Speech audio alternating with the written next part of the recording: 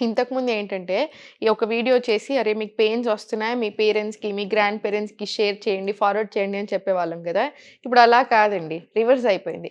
ఇది మీ పిల్లలతో షేర్ చేయండి, ఇది మీ ఫ్యామిలీతో షేర్ చేయండి, చిన్న పిల్లలకి షేర్ చేయండి అనాల్సొస్తుంది.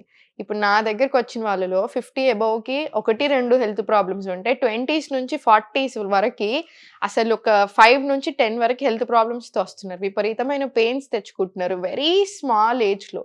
సో, ప్లీజ్ నెగ్లెక్ట్ చేయకండి. ఉన్న దగ్గరే అట్‌లీస్ట్ మీకసలు టైం లేకపోయినా అటు ఇటు నడవడం 1 అవర్‌కొకసారి, ఫ్యూ స్ట్రెచెస్ ఇప్పుడు నేను చూపిస్తాను. ఇవి రెగ్యులర్‌గా ప్రాక్టీస్ చేసుకోండి. 10 rounds clockwise, 10 rounds reverse direction తీసుకోండి.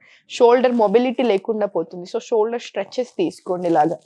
ఆర్మ్స్‌కి, షోల్డర్స్‌కి మొత్తం వస్తది. సో, జస్ట్ కూర్చున్న దగ్గరే నెక్ స్ట్రెచెస్. వెరీ స్లోగా neck up and down. Slow rotations. Reverse direction. స్లోగా సెంటర్. Slowly rotations. మళ్ళీ same 5 rounds clock, 5 rounds reverse direction తీసుకోండి. అండ్ స్లోలీ ఇక్కడే బ్రెత్ వర్క్.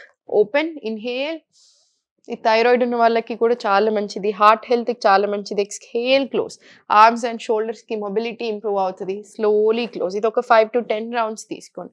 అండ్ స్లోగా అగైన్ మొబిలిటీ అనింది, ఫ్లెక్సిబిలిటీ అనింది చాలా ఇంపార్టెంట్. మనకి స్ట్రెంగ్త్ అనేది ఎంత ఇంపార్టెంటో ఇవన్నీ కూడా అంతే ఇంపార్టెంట్. అప్పుడు ఏజింగ్ కూడా చాలా బెటర్‌గా ఉంటుంది.